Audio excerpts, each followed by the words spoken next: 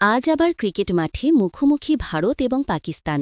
Asia কাপে ভারত পাকিস্তান ম্যাচের উত্তেজনা এখনই শেষ হয়নি। এরই মধ্যে ফের ক্রিকেট মাঠে মুখোমুখি হতে যাচ্ছে দুই দল। রোববার ৫ই অক্টোবর পাকিস্তানের বিরুদ্ধে নারী ওয়ানডে বিশ্বকাপের ম্যাচ খেলতে নামবে ভারত। এই ম্যাচকে অন্য যে কোনো ম্যাচের মতোই দেখতে চাইছেন ভারতের অধিনায়ক হরমনপ্রীত কৌর।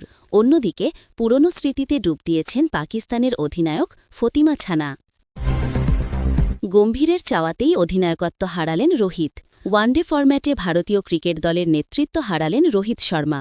অস্ট্রেলিয়ায় তার জায়গায় দায়িত্ব পালন করবেন শুভমান গিল। হিটম্যান অধিনায়কত্ব হারালেও দলে রয়েছেন। ফিলিস্তিনের অবরুদ্ধ গাজায় অব্যাহত ইসরায়েলি বিমান হামলায় আরও ৭০ ফিলিস্তিনি নিহত হয়েছেন। নিহতদের মধ্যে নারী ও শিশুও রয়েছে। হামাস বলছে, বেসামরিক নাগরিকদের উপর হামলা কমানোর দাবি করলেও বাস্তবে ইসরায়েল তার আগ্রাসন থামায়নি।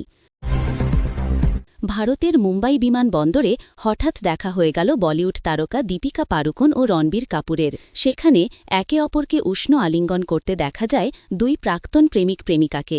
আর এই অপ্রত্যাশিত মুহূর্তের ভিডিও ও ছবি সামাজিক মাধ্যমে ছড়িয়ে পড়লে তা দ্রুত ভাইরাল হয়ে যায়।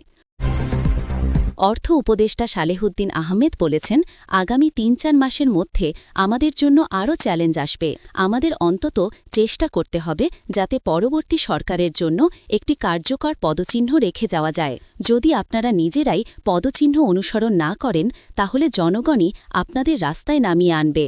ইতিহাসের আবারও পুনরাবৃত্তি হতে পারে।